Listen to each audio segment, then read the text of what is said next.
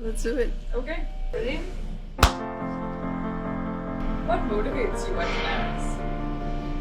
It may sound cliche, but I take pride in what I do, honestly.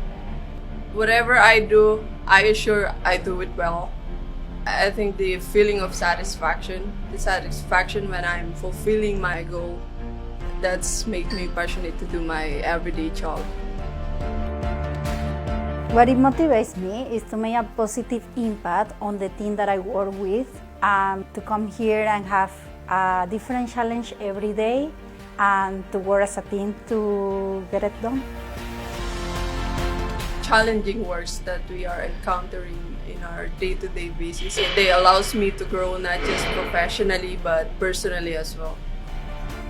My goal for my future is learn new things every day, advancing my career in my education, and growing as a professional, as a woman, and as a person. What advice do you have for women coming into manufacturing? Advice, don't be afraid. Do not be afraid just because you're a woman.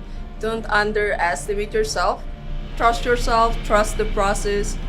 You're doing great.